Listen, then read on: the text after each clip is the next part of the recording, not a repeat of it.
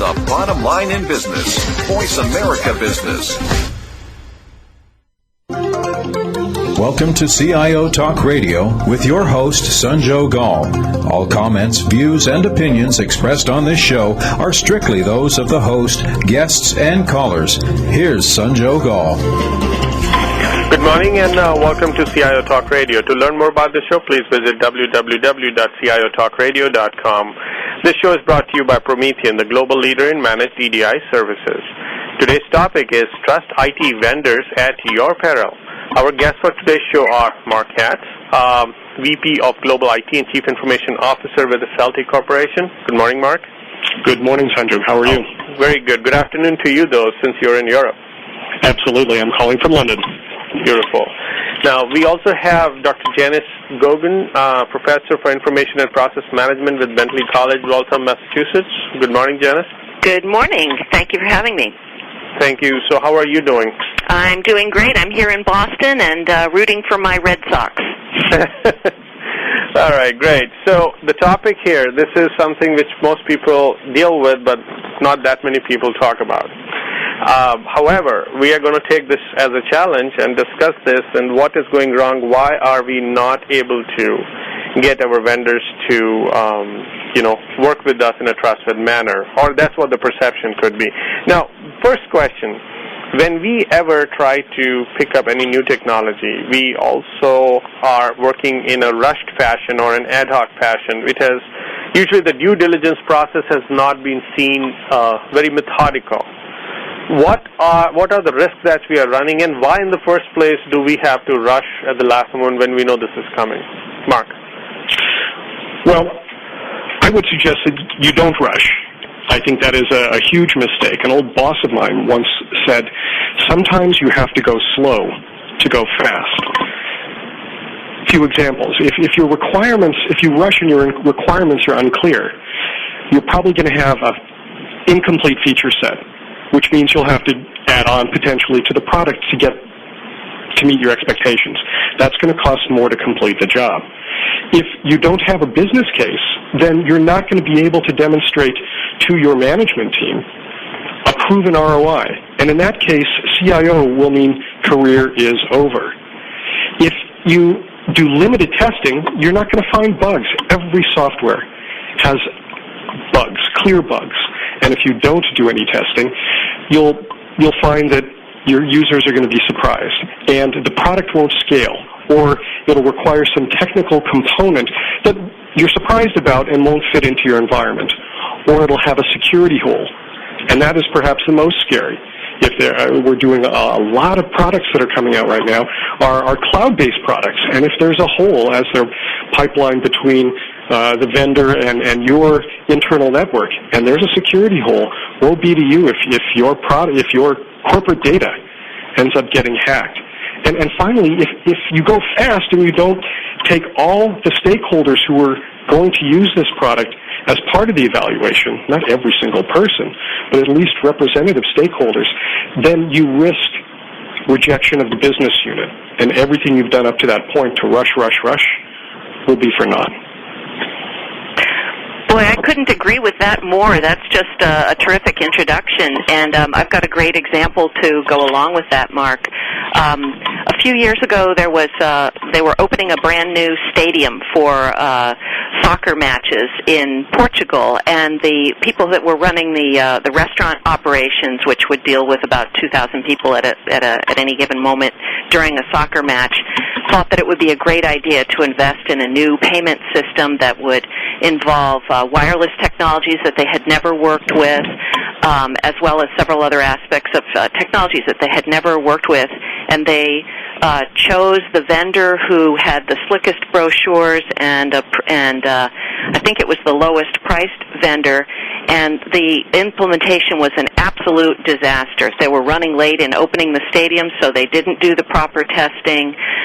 They didn't have appropriate contingency plans because they didn't recognize that they needed to do that, and it just happened that it was too hot. The wireless transmitters melted. The thing didn't work at all, and they had just irreparable damage to their reputation. It was a very high-profile disaster just because they rushed into something that they thought sounded pretty cool.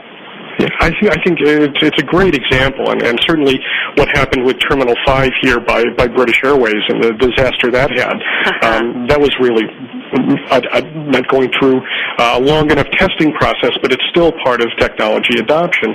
I think if CIOs thought about what it would take to build a house, would they skip and would they rush certain things like putting on the roof? Would they do it as cheaply as possible, as fast as possible, or would they take some care? The risk is the first time it rains, you're wet, and so are all your possessions. So I think it's important that we all remember, you got to go slow to go fast. Yeah, and that British Airways example is a great one, too, because they could have learned from the experiences of the Denver airport. Absolutely. You know, that's one of the cases that we teach about in my class at Bentley, and we need to learn from the experiences of the disasters of the past. And for corporations, it's terrible because I still won't fly into Denver because I'm actually 10, 15 years on afraid of losing my bags there. Consumer memories. Remember, we implement software for our customers. And if we fail to do a good job, they'll remember. And they have long memories of the bad things. They don't always have long memories of all the good things we do in IT. They absolutely do, and academic research supports that. Negative word of mouth is much, much more powerful than positive word of mouth, unfortunately. Now, as IT leaders, I'm sure you bring the required faculty to be able to deal with the technology decision-making. However, many times the decisions are actually made, the due diligence is actually done by second or third in command, and or in coordination with the procurement group. How do you pass on those faculties to them? Mark? Well, I think you need to have everybody involved in the process. I'm a very hands-on CIO, so I actually approve pretty much every significant procurement decision, and together with my team, we work through the process. And if we're evaluating a new technology, we have a standard work we use, and it's any sort of PMI certified project manager will tell you there's a whole series of steps they have for validation of this. So we need to bring them along. I don't believe procurement people should be involved in the early discussions. They can be involved in the contract and T's and C's, but the overall fitness of the product, you need to teach that to your people. And Celte is a lean company, and we use lean manufacturing and lean thinking. And one of the precepts of thinking lean is learning to see. And in learning to see, you have to ask why. Not once, not twice, but 5 times. You really have to understand the roots of everything. And it's unacceptable to me that a CIO would delegate to one of their staff members to say, well, come up with a decision and I'll okay everything you do. It really has to come from the top down. If you can't make a good evaluation, or at least create a good process to do an evaluation without being overly geek about it, then you're doing your staff and your company a disservice. I think it's unacceptable. Janice, what do you think? One of the things that I always tell my students, they call it Gauguin's Law, but I tell my students that IT is always a double-edged sword. No matter what new application you are going to be investing in, it may have the potential to completely transform your business processes. There may be a huge upside, but there always is a downside potential with every new application. And so one of the aspects of due diligence is to reveal what are going to be the challenges, what are going to be the risks, because there always will be those risks. So when you're going out and talking to other clients of the vendor, you have to keep asking the questions until they reveal to you what the issues were, or what went wrong. You certainly can't believe the vendor's hype about these things. I absolutely agree with that. In fact, I think one of the things I've thought about, and I haven't done, but it seems like a smart thing to do, is to create 2 SWATs, sort of both sides of that, the sword you were mentioning. You need to do a SWAT for your own team and understand what your strengths and weaknesses are and how you're going to use the strengths and offset the weaknesses in this process.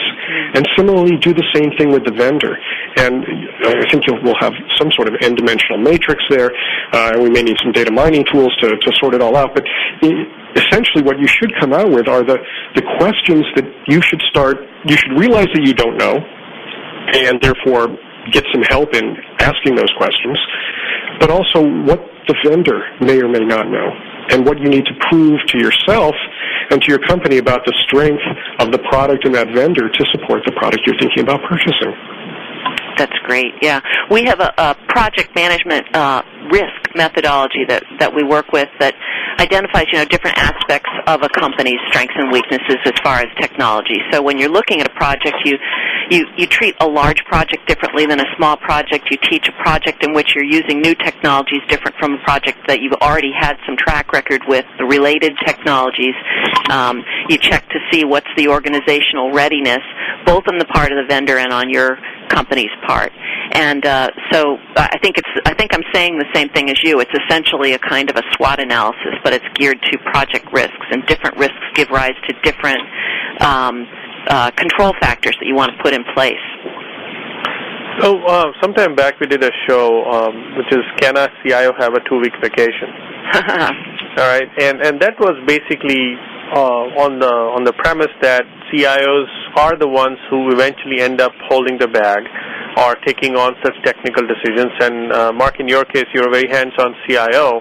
However, if given a choice, while you would do it voluntarily, but if given a choice, if this was converted into a science, which is vendor evaluation and technology evaluation, then you could be doing bigger and better things, and the people along the chain of command could be empowered and enabled using that process, that nobody comes and takes them for a joyride.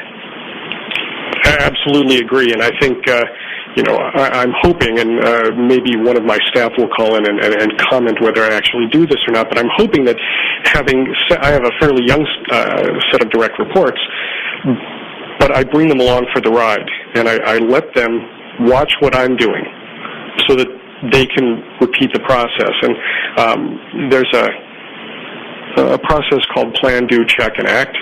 And together we can plan, we can do it, then they do it, and then I check what they're doing. So there are areas where, for example, my head of operations and engineering does the evaluation of all new hardware and its fitness for purpose.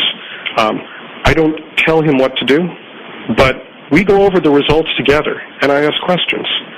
And in that review process, different things come up, and then those become another thing to think about the next time. I'm a big fan of checklists. If you can create a checklist that sets, did you ask this question? Did you ask this question? Did we perform this analysis? Then people can refer to that checklist, and it's very straightforward. It's not prescriptive, it's not prohibitive, but it's suggestive. And then I think you allow that checklist to evolve based on your staff's experiences. And I have taken a 2-week vacation, and it's been great.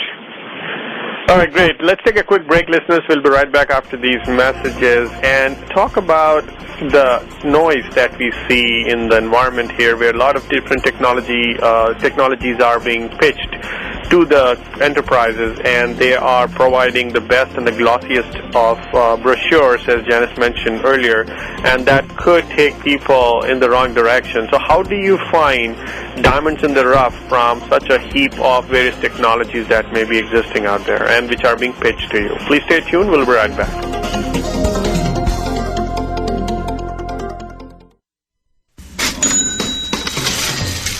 We talk about is money. Call us toll free, 866-472-5790, and talk to the experts. We talk money all the time. Voice America Business. Looking for flexible ways to scale your IT efforts? Then visit www.avol.com today. Avol helps companies find the global IT talent they need to align their IT and business objectives. Whether it's hiring top IT leadership talent or building a reliable technology team, Avol delivers. To find out how Avol can help your company, visit www.avol.com or call 1-800-947-2832. Avol, delivering global IT talent. That's www.avol, A-V-V-A-L, avol.com. Visit today.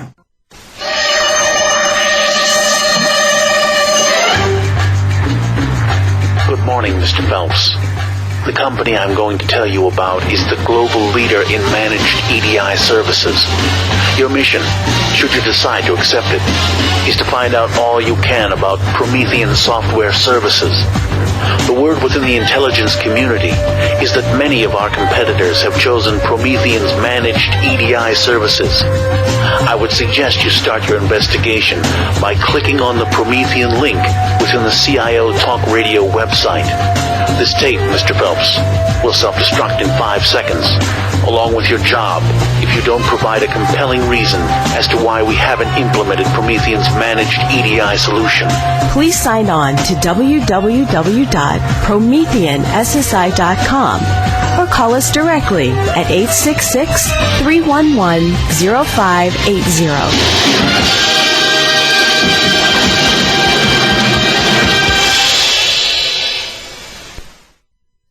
The Internet's only all-business and financial radio network, Voice America Business.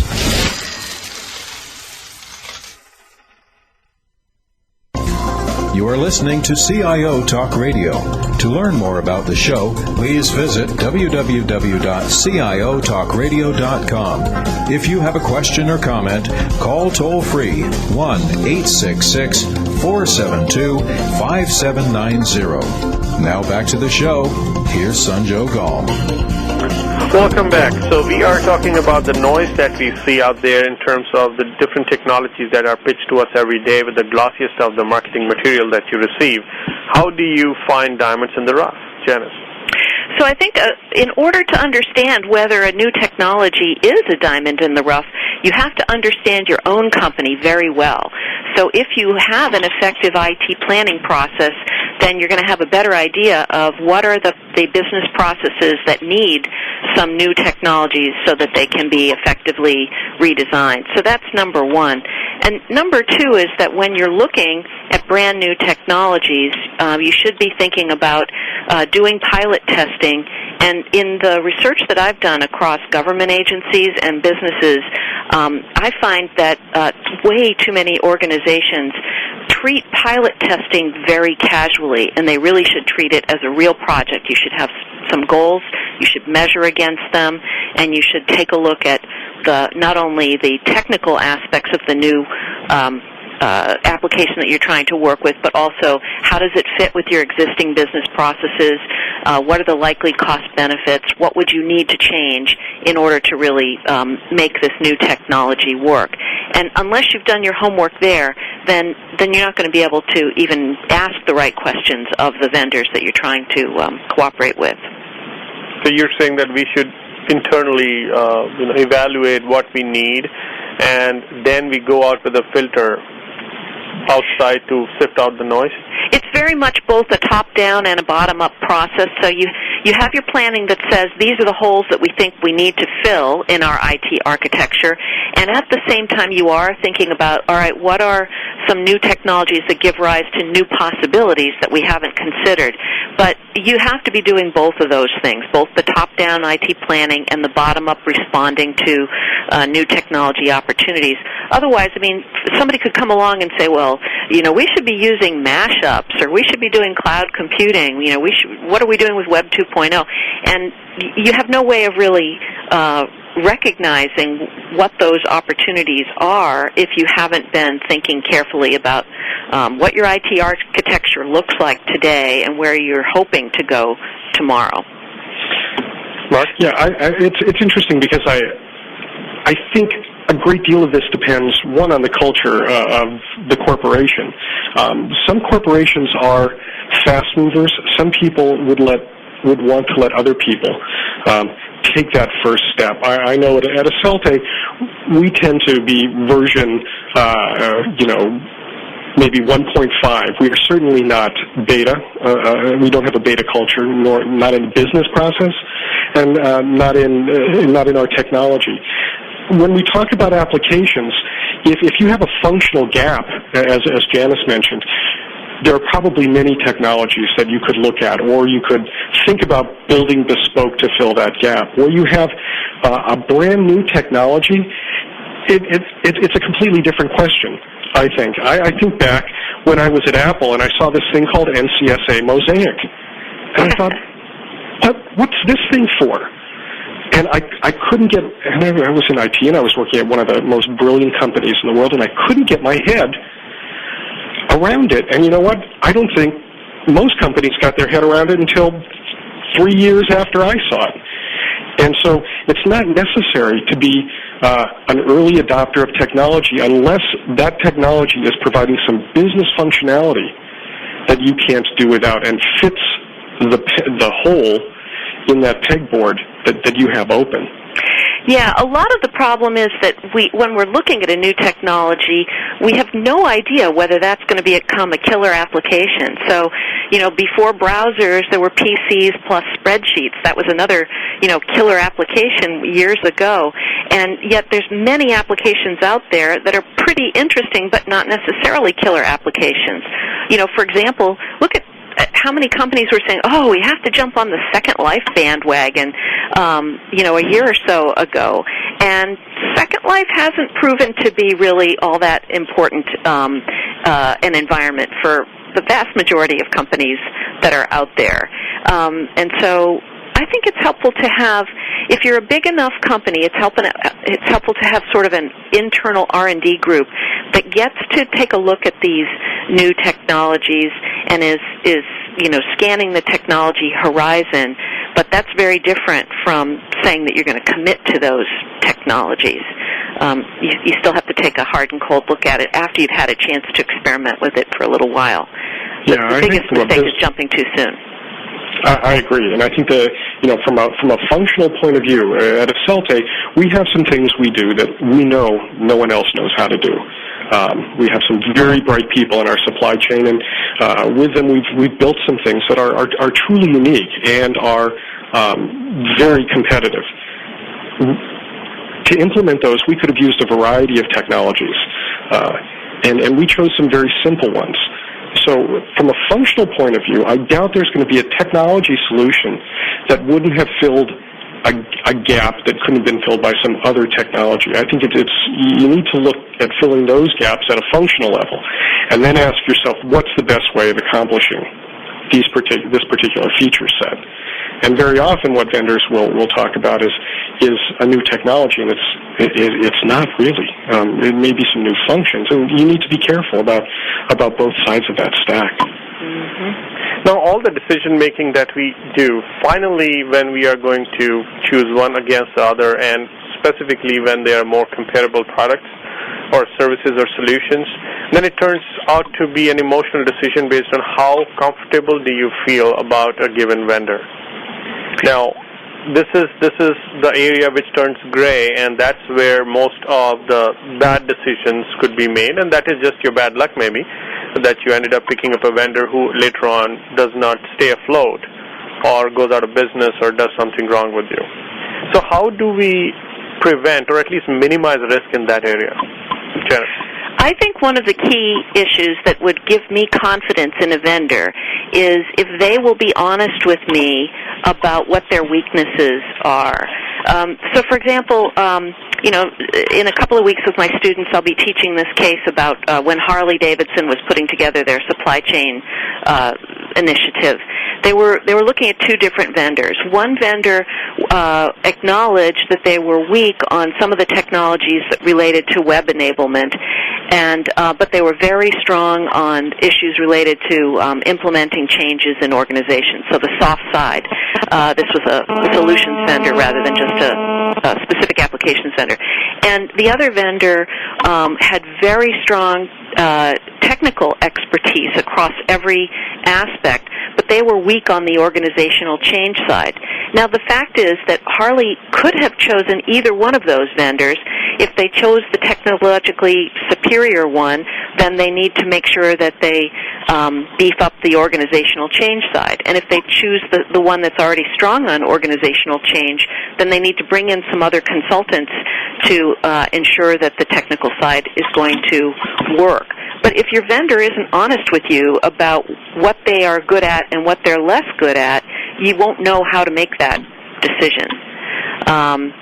So, if it's a vendor I've never worked with before, then I'm going to start small. So if they're not going to tell me what they're what they're weak on, then I'm going to have to learn about it in a small way before I make a big commitment to them.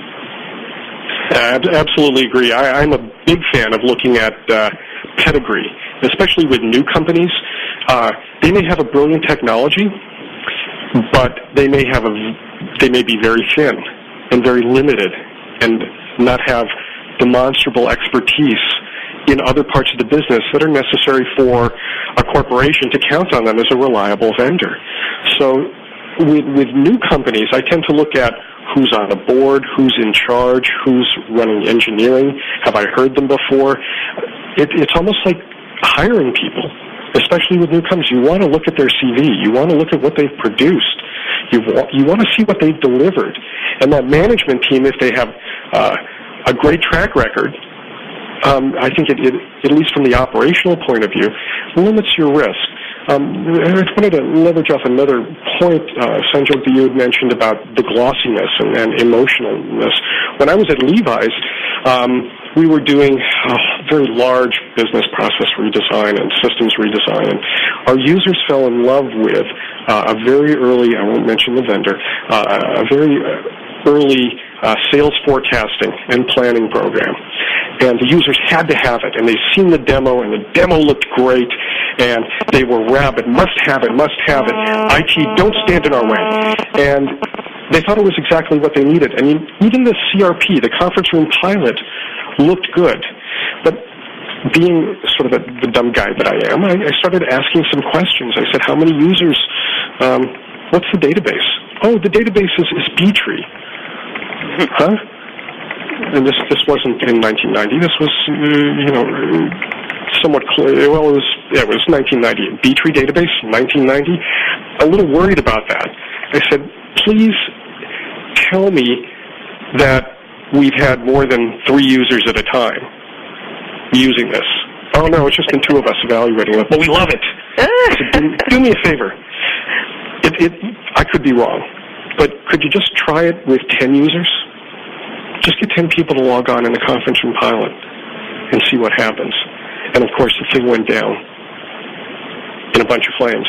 And the software, then, they weren't ready. And we were going to scale this to 250 people. Levi's was going to spend a lot of money. If you can imagine 250 users licenses on a sales forecasting tool. This was big money, even in 1990. We didn't do it. Why didn't we do it? Because there was no way this product would work past 10, much less 250.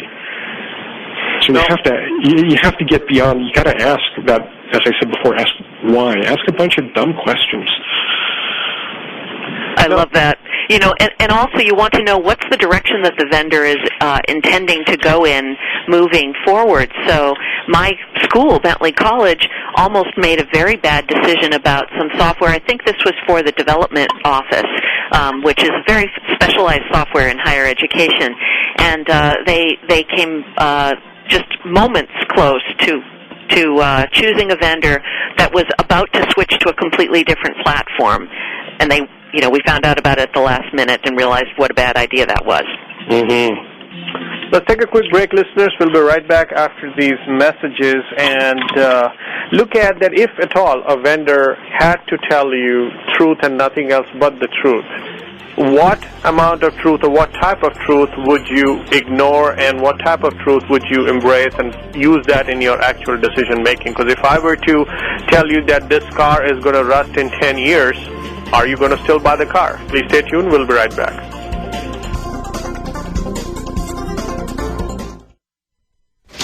Money. Up-to-date business and financial news. Money. Call now and get the financial information you need. 866-472-5790. 866-472-5790. Voice America Business. Looking for flexible ways to scale your IT efforts? Then visit www.avol.com today. Avol helps companies find the global IT talent they need to align their IT and business objectives. Whether it's hiring top IT leadership talent or building a reliable technology team, Avol delivers. To find out how Avol can help your company, visit www.avol.com or call 1-800-947-2832. Evolve, delivering global IT talent. That's www.evolve.com. Visit today.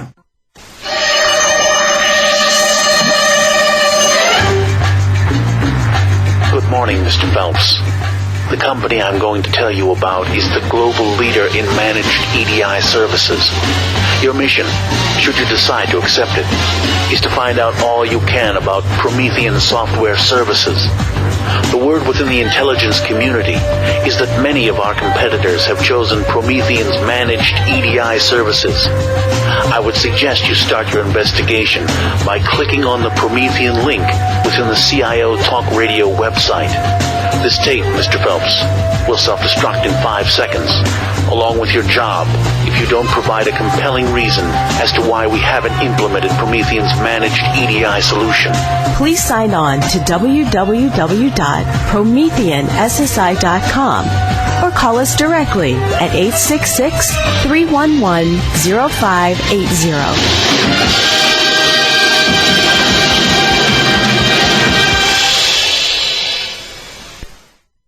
The bottom line in business. Voice America Business. You are listening to CIO Talk Radio. To learn more about the show, please visit www.ciotalkradio.com. If you have a question or comment, call toll-free 1-866-472-5790. Now back to the show. Here's Sanjo Gall. Welcome back. So we were talking about vendor telling us truth and nothing else but the truth, but at the end of the day, if they divulge everything possible, and there may be things which may be looking like negative, but they are not going to impact you because they are not in the near future. For example, the example I took was if a car dealer or a car salesperson comes and tells you that here is this new Mercedes and it's going to rust in 10 years, you know that you're going to change the car in 10 years, so you may not be actually looking at that aspect, but still will you walk away from that deal? So how much are you expecting them to tell, and what things will you ignore in favor of buying that product, technology product, even though a vendor tells you the truth? Mark? Well, an old professor of mine, a guy named Gregory Bateson, said information are differences that make a difference. If it doesn't make a difference, it's not information. It's just data. I think sometimes vendors will give you a lot more data than you really need. But if it doesn't make a difference to you, I think you just discard it. With software is like cars. I mean, rust never sleeps. Everything ultimately will be disposed of. So the question is not so much the ultimate obsolescence of any given piece of hardware or any given piece of software or any piece of technology. That is for certain going to happen. Even with a software that has a lifespan or a software company that has a lifespan of years and years and years. We use SAP quite extensively here. The early versions of SAP look nothing like the ones right now. In the early days, if I were to look at SAP and I were to say, so what's the time frame? What's your lifespan of this project? What's your roadmap? So, well, this software is really probably good for 10 years. Well, in fact, the first version probably was good for 10 years, but their subsequent versions have been changing quite frequently. And I think you need to plan for obsolescence, and you need to plan for upgrades, and you need to plan for revisions, not necessarily when vendor would like them, but it's a fact of IT life. And if there's if any CIO takes deficiencies as in terms of lifespan as bad news, I think it's a mistake. If there are limitations in the software and they have a roadmap to fix those, or they have a commitment, as we did in Blue Martini, we knew certain things didn't work, and we said, look, here's what we know is going to be in the next release, and we will make this release available to you, and we will, in fact, help you install it because we want your satisfaction. Well, and I think it takes away a lot of the risk there. Yeah. And there are different kinds of things that the vendor can tell you that are more problematic than others. So I think for me, the biggest red flag would be if they tell me that there are some capacity limitations with number of simultaneous users. because companies are notoriously bad at predicting how rapidly their business is going to grow. Some of our listeners may be familiar with the disaster story of Foxmeyer Drugs when they were implementing new software, and they didn't think carefully about the number of simultaneous users, as well as I think it had to do with the number of individual stock-keeping units of products that they were dealing with, and it really blew up in their face very rapidly. And so that would be an example of something that I'd really think very carefully about. Other categories of issues that the vendor might raise for you might not be as much of an issue, but I might be concerned, for example, as to how much trauma are my users going to experience when we implement this new software. If it's going to be a pretty rough change for them because we have to change the way that they perform their work and reconfigure the business processes, then I'd like that to stick for a while. I don't want to subject them to that 2 years from now. That seems too soon to overcome that kind of trauma. So everything depends on what it is that the vendor reveals to you. Janice, I have a question for you. What do you think about disclosing OEM software? Sometimes, in fact, a lot of software now is dependent on third-party components. Yeah. And one of the things I always worried about is, well, what if you want to do an upgrade or the third party does an upgrade or there's a bug with this embedded product and it breaks? How does that work? Yeah, and it's very hard to anticipate that very well in your contract with the primary supplier, so that's a real problem. But you really have to understand. I'm sorry. You really, when you're buying one piece of software, you really need to understand, are you really dealing with just one vendor, or are there other vendors behind them? And also you have to understand what are the complementary technologies and processes that you might have to be investing in. So sometimes the software drives the decision to buy some new hardware that you might think is a very simple decision, but it's really much more complicated. Other times the complementary issue is the design of the business process, and companies tend to underestimate just how much effort is going to be involved in getting people to work differently. So these are all considerations that you have to be thinking about beyond just the selection of the vendor. So do you think it would be worthwhile? I mean, I've often thought of requiring vendors to disclose any third-party software that's embedded, not only from a legal point of view of certifying that they have the right to resell it and the support rights. I think that's a great example, because there was an old story in the Wall Street Journal. This was many years ago, but it has stuck in my mind so clearly. There was a guy down in Texas, and he had some kind of a business that sold components to oil drillers. And so it was a business where his customers, if an oil rig was down for an hour, that was extremely costly. So even though he might be selling them something that only cost $500, but that $500 component could shut down the oil rig. And so he invested in new, I think it was warehouse management software, and that's exactly what was happening. He was buying it, I won't name the companies, but he was buying it from a big company, but that big company had bought that software from a third-party vendor, and it had originally been written for, you don't remember what the platform was. I think they were selling it on a Unix-based platform, but it had originally been written for another platform, and they really had not worked out those bugs. And it was almost as though the big company that was selling it to this guy, they didn't themselves realize what risk that they were exposing him to. But the guy ended up going out of business because the software didn't work, and his customers were so angry when they couldn't get their components that they just dropped him as a supplier. So there are lots of cautionary tales out there.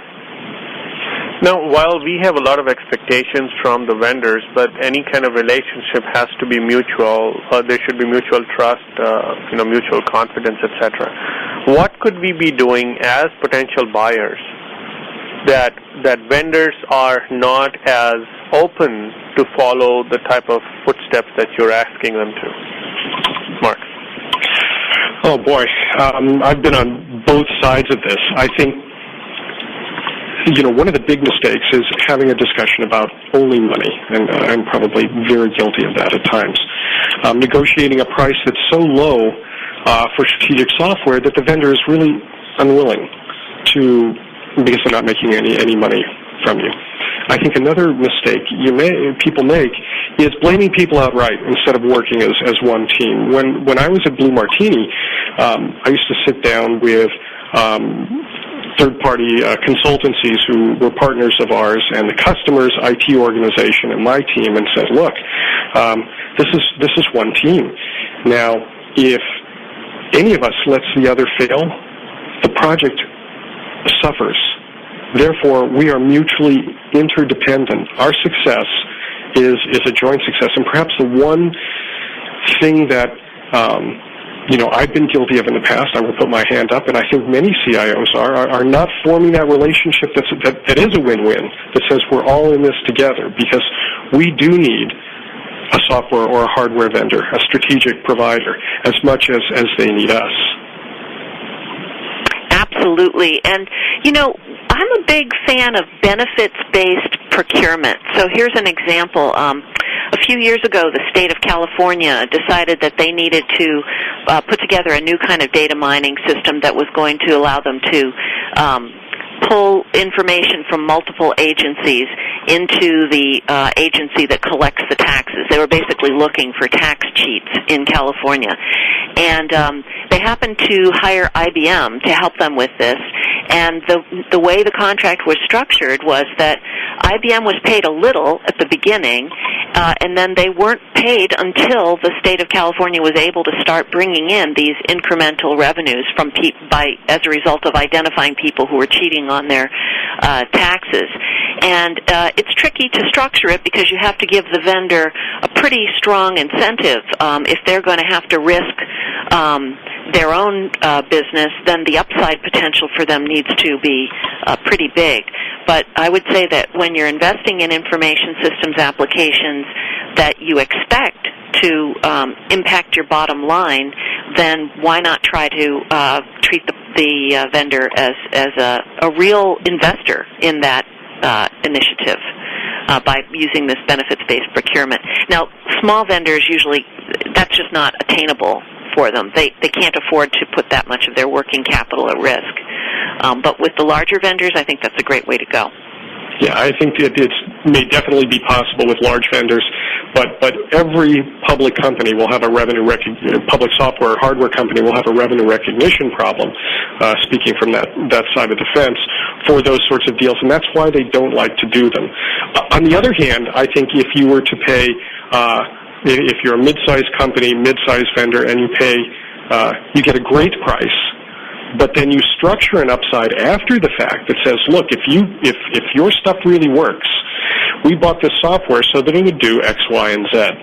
And if it does all those things, we expect we will increase our gross profit by so much, or we'll reduce our costs, or our supply chain will improve. And if we can achieve that, then for every point, we may offer a bit of a bonus. And I think that may be an easier way for everyone to be more palatable. Those things, though, however, just to close up, are very, very hard to calculate and administer, and I think in a practical sense, everyone fears them. Let's take a quick break, listeners. We'll be right back after these messages. And what we discussed just now is, in terms of building a good relationship with a vendor, is basically more towards the carrot and sticks and the number crunching and the transaction-oriented, where we are giving incentives and rewards for them to work with us closely. How about taking that relationship further, where we get to know them more beyond as a company, one company talking to another, more as individuals, so that the folks who you end up dealing with, who may be the account reps for that organization, are more truthful, more upfront, and they may be able to forewarn that this is not the right time, etc., etc. So let's talk more and see can this even be a practical approach. Please stay tuned.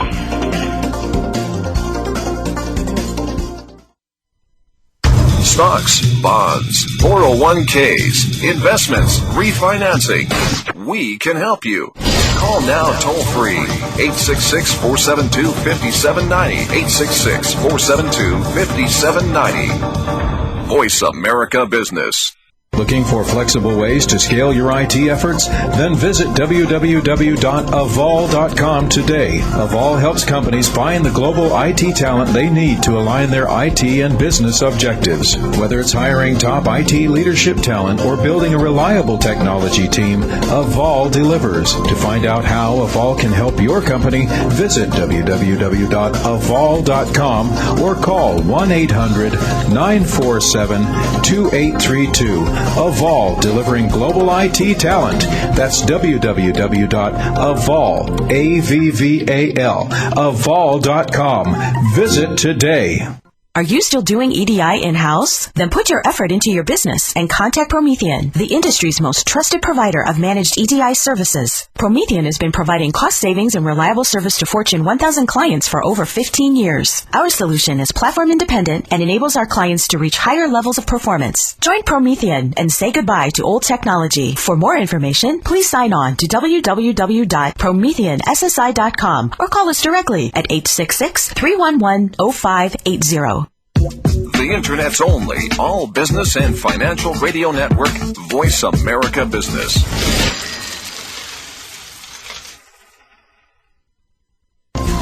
You are listening to CIO Talk Radio. To learn more about the show, please visit www.ciotalkradio.com. If you have a question or comment, call toll-free 1-866-472-5790. Now back to the show. Here's Sanjog Gall. Welcome back. So we were talking about some of the transactional approaches to making sure that the vendor really delivers, and we also give them the required incentives and rewards to do so. How about taking that relationship further into a more personal level where the individual who is representing that given vendor also comes to know a little bit more about how we think, how we like to do business, what are the things that makes us go in the right direction in their favor. And similarly, the other way around, where you know how this account rep is, and then accordingly be able to forge a good relationship so that it goes beyond just throwing numbers against each other, because that helps in negotiation as well. So do you think that is even a practical strategy? Could that work? Janice? Yes, and I think part of the issue is trust but verify, so as Ronald Reagan said. And so one of the things you need to do is make sure that you build into your contract some protection. So you want to make sure that the members of the team from the vendor side and from the client side are going to remain stable. So you don't want poaching to be going on with your employees. And so on the vendor side, you want to say, we need people with certain skill sets that are going to be on the job from the vendor, and that's very important. You also need to think in terms of what's your company culture and what's their company culture. So I mentioned Harley-Davidson a while ago, and everybody knows that Harley-Davidson is about motorcycles and all these guys that are having midlife crises, feeling wild and free, and there's a little bit of that in the corporate culture as well. And so if you hire a vendor that's a very buttoned up, white shirt, IBM kind of a culture, there's going to be a little bit of a mismatch there. So you want to have some social events that bring together the people that are going to have to be working together to make this thing successful. And essentially, the purpose of those social events is to help the vendor understand a little better about the culture of the company that they're going to be serving. Yeah, I absolutely agree with you, Janice. I think the closer the two companies grow, not only on a sort of business formality level, but also on an emotional level, you begin to free yourself from the hierarchies that typically both companies have when they deal with each other. I was at a meeting of CIOs yesterday, and someone had a really extraordinarily brilliant point. They said, if you take third-party people who are working for third parties, whether vendors or solution providers or consultancies or outsourced vendors, and you treat them as you would treat your own employees, which presumably is you treat them well. If you do that and you don't draw a line, then when it comes time to do that extra little bit that's necessary, it doesn't become a matter of a contract. because they're already vested. And I think that works both ways. It even works from a company supporting a software or a consultancy provider. If they're doing a show and they need someone to speak, they can count on you to do a pitch for them. And I think if you can develop that sort of intimacy that's formal but bidirectional, and really whittle that sort of wall down, I think things go very well. I particularly have to say I'm very cautious about doing that. And if I had to be self-critical, I probably should do it a bit more than I do. But why? Because it feels like a little too touchy-feely. Like, it's hard to get some measurable results from, getting guys to go bowling together or something. Is that the kind of concern you have? Kind of. I've had staff of mine who have worked extremely closely with vendors, and there's a tendency to go native, so the vendor can do no wrong, and you lose that sort of perspective.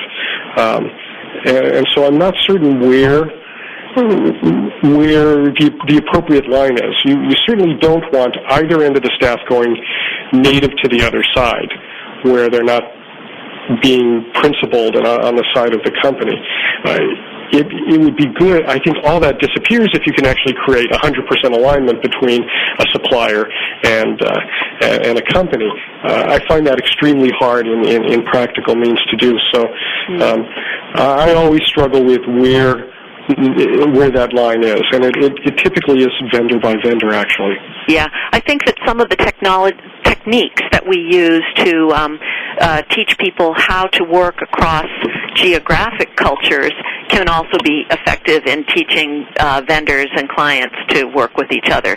The key thing is to figure out what are the most important features of this organizational climate. If you go to work, do some work for Motorola, you'd better recognize that Motorola is still or GE are very big on Six Sigma quality, and that they're going to use that as part of their language of talking about things. And so that would be a key feature of their climate. One company might be very, very competitive. Another company might be very rule-based. Another one might really take a lot of time to make decisions. And you don't need to give up your own best practices. You just need to understand what the other party's practices are, I think, is the key thing. No, I think that's a very good point. The other thing I would encourage everyone to do is, for significant vendors, if you're not meeting with them at least once or twice a year, preferably on a quarterly basis, even for 30 minutes to have a chat about how things are going, then you're probably making a huge mistake, because you're missing out on a lot of relationship building, a lot of intelligence that you can have about where that product and that company is going. But additionally, they're not getting your perspective and understanding what's important to you. Yeah, and it's amazing some of the communication gaps that can happen. So I've done a lot of research at the United States Treasury because I've done a lot on payment mechanisms. And I won't name any vendors, but there was a pretty small but up-and-coming vendor that was participating in a pilot effort with the Treasury, and their view was that they were going to, if they were successful at this pilot, they'd be able to sell this product to different federal agencies. The Department of Defense would be one customer, and the Department of Labor would be another, and Human Services would be another. And Treasury thought of themselves as the one customer.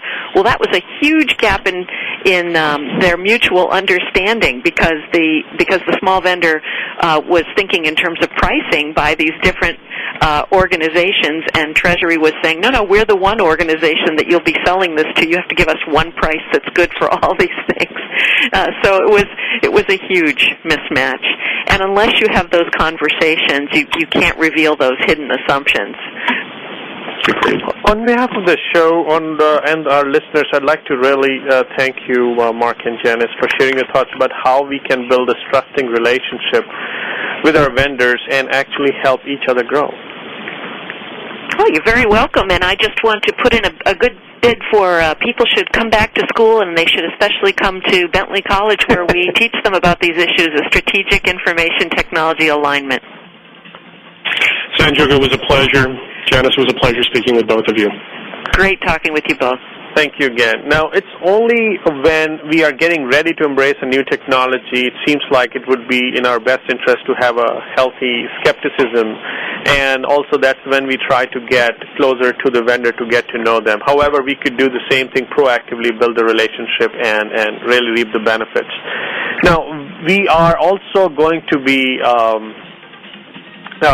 helped by not branding any technology vendor as unreliable going in, because trust is, whenever it's offered, it's also reciprocated, and this is what we've learned since childhood and since human beings are involved in the decision making, so that's what it is. However, that should not prevent us from performing the due diligence that is required so that we are still mitigating our risks.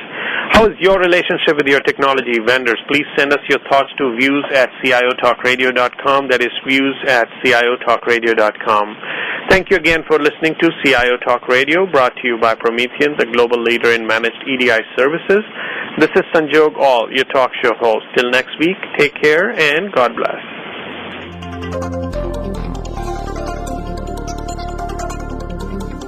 Thank you for tuning in to CIO Talk Radio. To learn more about the show, please visit www.ciotalkradio.com. Join Sanjog Aul next Wednesday at 9 a.m. Central, 7 a.m. Pacific for another hour of CIO Talk Radio.